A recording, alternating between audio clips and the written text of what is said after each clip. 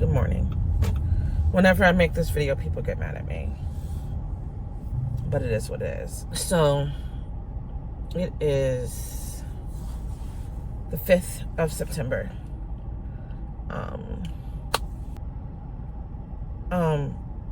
Yesterday, and this happens every year, several times a year. Yesterday, I was doing what I do, taking care of administrative tasks for the homeschool program. And one of my fellow teachers comes in the room and shows me her phone. They're shooting at a high school really close by in Georgia, if you're wondering where we are. So there's shootings at a public school in Georgia really close by. And the teacher shows me her phone, and then different teachers walk in to my office and show me their phone, and I'm getting updates. A coach was killed. From what I understand, a second teacher was killed. 2 students were killed. The shooter was subdued. It's just really upsetting to see that children are in mortal danger just for going to school. It's really stinking upsetting.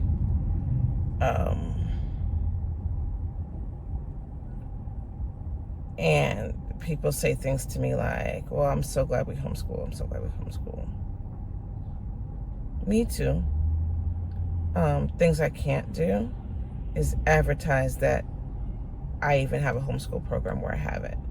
Because if I put a sign outside of my school that said homeschool, I would get more students.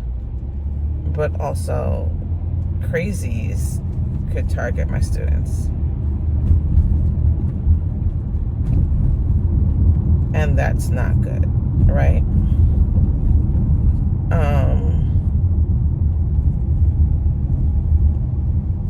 And so we have to be super incognito. My assistant yesterday was talking about putting together a safety plan, because we have a fire plan.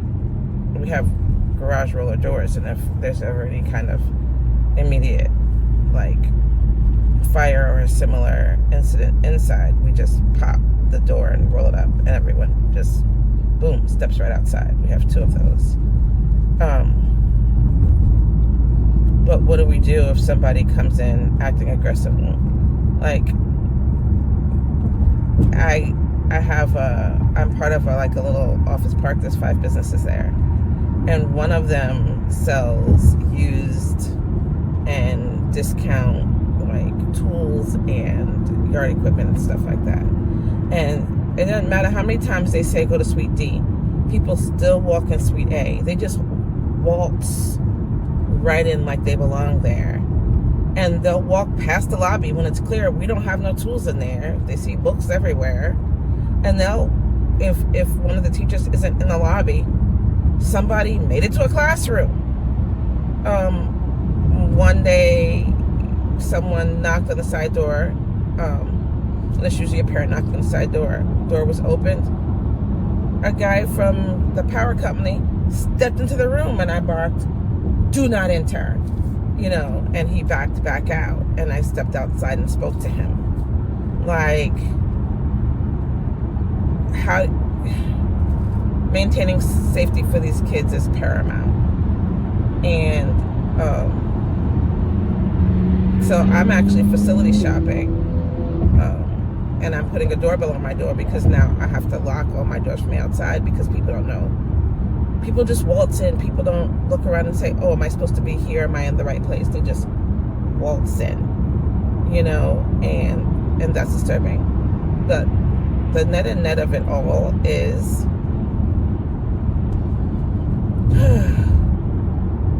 we as homeschoolers can tell ourselves that we're safer than public schools.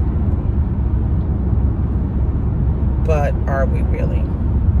Are we really? How safe are we? I raised my kids within walking distance of a mall. Several times there were shootings at that mall. And it was a good mall. It's an outlet mall. Not a big deal. Do you know what I mean? The Target we frequented were perverts in there. And so if you didn't have your kid by their hand, some pervert was going to follow them around. In the days of flip phones, before we had smartphones, guys were trying to like take upskirt photos of girls, of young girls. You know, that was super common. My daughter went on a trip once to Colorado with some other homeschool kids for a leadership deal. And if not for the grace of God, she would have been at that movie theater that got shot up. Like, she was there that weekend, and they were going to see Batman. And they had just had a really long day and had decided that not everybody in the group had seen the prequel. Was it Batman? I don't know, whatever it was. And not everyone had seen the prequel to that movie. So they were going to go back, get some sleep, watch the prequel the next morning, and then go to the movie theater. They never made it to the movie theater because that night, when they initially had it on their docket to go, the movie theater was shut up. So, you know, life is going to happen. People are going to people. Parades. You go to a parade, there's a chance you can get injured or killed at a parade, right? There's a chance you can get injured or killed in your workplace. It's just really hard to feel 1,000,000% safe. And as homeschoolers, when we hear that there was a school shooting nearby, we look at our kids and we breathe, because we can see our kids. As a homeschool director, I look at my students and I breathe, because I can see them. I can see them all.